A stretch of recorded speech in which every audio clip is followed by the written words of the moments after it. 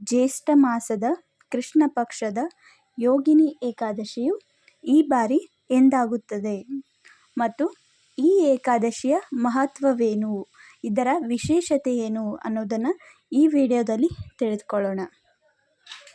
June 22ನೇ ತಾರೀಕು ರವಿವಾರದಂದು ಈ ಯೋಗಿನಿ ಏಕಾದಶಿ ಆಗುತ್ತದೆ ಹಾಗೂ ಮರುದಿನ ಸೋಮವಾರ ದ್ವಾದಶಿ ಆಗುತ್ತೆ.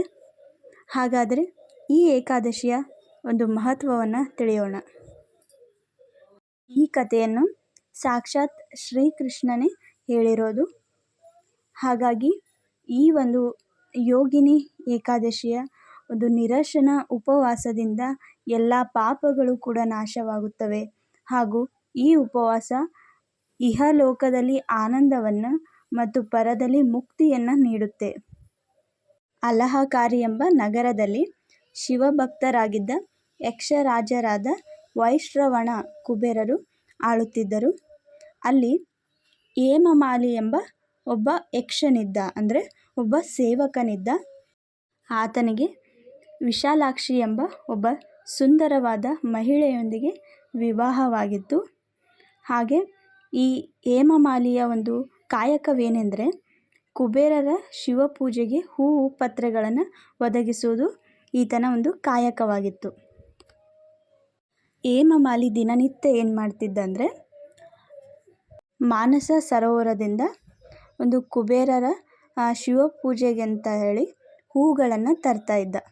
ಆದರೆ ಒಂದು ದಿನ ಏನಾಗುತ್ತೆ, ಆ ಒಂದು ಮಾನಸ ಸರೋವರದಿಂದ ತಂದಂಥ ಹೂಗಳನ್ನು ಕುಬೇರರ ಶಿವಪೂಜೆಗೆ ತೆಗೆದುಕೊಂಡು ಹೋಗದೆ ತನ್ನ ಪತ್ನಿಗೆ ಆ ಹೂವನ್ನು ಕೊಡ್ತಾನೆ.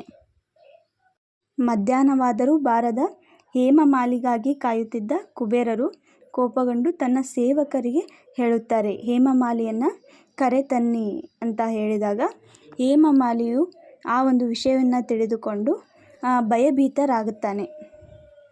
ರಾಜರು ಏನೆಂದು ಹೇಳುತ್ತಾರೋ, ಏನು ಶಾಪ ನೀಡುತ್ತಾರೋ ಅನ್ನುವ ಭಯದಿಂದ ಹೋಗಿ ರಾಜರ ಮುಂದೆ ನಿಲ್ಲುತ್ತಾನೆ. ಆಗ ಕುಬೇರರು ಹೇಳುತ್ತಾರೆ, ಹೇ ಹೇಮಮಾಲಿ, ನನ್ನ ಪರಮ ಪೂಜ್ಯ ಆರಾಧ್ಯ ದೇವರಾದ ಶಿವನಿಗೆ ನೀಡಬೇಕಾದ ಹೂವುಗಳನ್ನು ನಿನ್ನ ಪತ್ನಿಗೆ ನೀಡಿ ನನ್ನ ಮಹಾದೇವರನ್ನು ಅವಮಾನಿಸಿದ್ದೀಯಾ. ಆದ್ದರಿಂದ ನೀನು ನಿನ್ನ ಹೆಂಡತಿಯಿಂದ ಬೇರ್ಪಟ್ಟು ನರಳುತ್ತಾ ಮರ್ತ್ಯಲೋಕಕ್ಕೆ ಹೋಗಿ ಕುಷ್ಠರೋಗಿಯಾಗಿ ಬದುಕಬೇಕು. ಆ ಒಂದು ಶಾಪವನ್ನು ಕುಬೇರರು ಹೇಮಮಾಲಿಗೆ ಶಪಿಸಿದರು. ಆ ಒಂದು ಕುಬೇರರ ಶಾಪದಿಂದ ಅವನು ತಕ್ಷಣವೇ ಸ್ವರ್ಗದಿಂದ ಭೂಮಿಗೆ ಬಿದ್ದು ಕುಷ್ಠರೋಗಿಯಾದನು. ಅವನ ಹೆಂಡತಿಯೂ ಕೂಡ ಅವನಿಂದ ಬೇರ್ಪಟ್ಟಳು. ಮರ್ತ್ಯಲೋಕಕ್ಕೆ ಬಂದ ನಂತರ ಅನೇಕ ಘೋರ ಕಷ್ಟಗಳನ್ನು ಅನುಭವಿಸಿದರೂ ಶಿವನ ಕೃಪೆಯಿಂದ ಅವನು ಸರಿ ಹೋಗಲಿಲ್ಲ. ಹಲವು ಕಷ್ಟಗಳನ್ನು ಅನುಭವಿಸಿದ ಹೇಮಮಾಲಿ ಹಿಮಾಲಯದ ಪರ್ವತದ ಕಡೆ ಹೋಗುತ್ತಾನೆ. ಹಾಗೆ ಮುಂದೆ ನಡೆಯುತ್ತಾ ಹೋದಲ್ಲಿ ಮಾರ್ಕಂಡೇಯ ಋಷಿಯ ಆಶ್ರಮವನ್ನು ತಲುಪುತ್ತಾನೆ. ಅಲ್ಲಿ ಮಾರ್ಕಂಡೇಯ ಮಹರ್ಷಿಗಳು ಮಹಾ ತಪಸ್ವಿಗಳಂತೆ ಮತ್ತೊಬ್ಬ ಬ್ರಹ್ಮರಂತೆ ಕಾಣುತ್ತಿದ್ದರು. ಆ ಋಷಿಗಳನ್ನು ನೋಡಿದ ಹೇಮಮಾಲಿಯು ಹೋಗಿ ನಮಸ್ಕರಿಸುತ್ತಾನೆ. ಹೇಮಮಾಲಿಯನ್ನು ಕಂಡ ಮಾರ್ಕಂಡೇಯ ಋಷಿಗಳು, ಯಾವ ದುಷ್ಕೃತ್ಯದಿಂದಾಗಿ ನೀನು ಕುಷ್ಠರೋಗಿಯಾಗಿ ಈ ನೋವನ್ನು ಅನುಭವಿಸುತ್ತಿದ್ದೀಯಾ ಅಂತ ಹೇಳಿ ಮಹರ್ಷಿಗಳು ಕೇಳುತ್ತಾರೆ. ಆಗ ಹೇಮಮಾಲಿಯು ತನ್ನ ಜೀವನದಲ್ಲಿ ನಡೆದಂಥ ಆ ಒಂದು ಘಟನೆಯನ್ನು ಹೇಳುತ್ತಾರೆ. ಅಂದರೆ ಹಿಮಾಲಯ ಪರ್ವತದಿಂದ ತಂದಂತಹ ಹೂವುಗಳನ್ನು ಶಿವಪೂಜೆಗೆ ನೀಡದೆ ತನ್ನ ಪತ್ನಿಗೆ ನೀಡಿದ ಸಲುವಾಗಿ ನೀಡಿದ ಶಾಪವನ್ನು, ಕುಬೇರರು ನೀಡಿದ ಶಾಪವನ್ನು ಮಹರ್ಷಿಗಳ ಮುಂದೆ ಅವರು ಹೇಳುತ್ತಾರೆ. ನನಗೆ ಈ ಕಷ್ಟದಿಂದ ಮುಕ್ತಗೊಳಿಸಿ, ಇದಕ್ಕೆ ಯಾವುದಾದರೂ ಒಂದು ಪರಿಹಾರವನ್ನು ತಿಳಿಸಿ ಎಂದು ಮಹರ್ಷಿ ಮಾರ್ಕಂಡೇಯರ ಬಳಿ ಹೇಮಮಾಲಿಯು ಪ್ರಾರ್ಥಿಸಿಕೊಳ್ಳುತ್ತಾನೆ. ಮಾರ್ಕಂಡೇಯ ಮಹರ್ಷಿಗಳು ಹೇಳಿದರು, ನೀನು ನಿನ್ನ ತಪ್ಪಿಗಾಗಿ ಪಶ್ಚಾತ್ತಾಪವನ್ನು ಪಡುತ್ತಿದ್ದೀಯಾ. ಆದ್ದರಿಂದ ನಿನಗೆ ಮೋಕ್ಷ ಸಿಗಲಿ ಎಂದು ನಾನು ಭಗವಂತನಲ್ಲಿ ಪ್ರಾರ್ಥಿಸುತ್ತೇನೆ. ಹಾಗೂ ಇದಕ್ಕೆ ಒಂದು ಪರಿಹಾರವಿದೆ. ಅದು ಏನೆಂದರೆ, ಜ್ಯೇಷ್ಠ ಮಾಸದ ಕೃಷ್ಣ ಪಕ್ಷದ ಯೋಗಿನಿ ಎಂಬ ಹೆಸರಿನ ಏಕಾದಶಿಯ ವ್ರತವನ್ನು ನೀನು ಆಚರಿಸಿದರೆ ನಿನ್ನ ಪಾಪಗಳೆಲ್ಲವೂ ನಾಶವಾಗುತ್ತವೆ.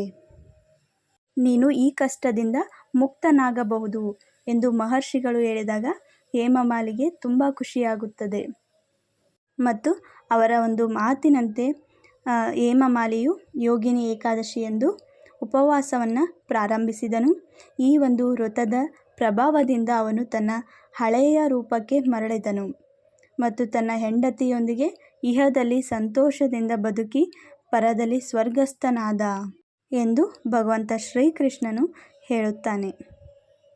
ಈ ಯೋಗಿನಿ ಏಕಾದಶಿಯ ವ್ರತದ ಪ್ರತಿಫಲವು 88,000 ಬ್ರಾಹ್ಮಣರಿಗೆ ಅನ್ನ ನೀಡುವುದಕ್ಕೆ ಸಮಾನವಾಗಿದೆಯಂತೆ. ಹಾಗೂ ಈ ಯೋಗಿನಿ ಏಕಾದಶಿಯಂದು ಒಂದು ನಿರಶನ ಉಪವಾಸವನ್ನು ಮಾಡುವುದರಿಂದ ಪಾಪಗಳೆಲ್ಲವೂ ನಾಶವಾಗಿ ಕೊನೆಗೆ ಮೋಕ್ಷ ಪ್ರಾಪ್ತಿಯಾಗುವುದಲ್ಲದೆ ಸ್ವರ್ಗ ಪ್ರಾಪ್ತಿಯಾಗುತ್ತದೆ ಎಂದು ಭಗವಂತ ಶ್ರೀಕೃಷ್ಣನು ಹೇಳುತ್ತಾನೆ.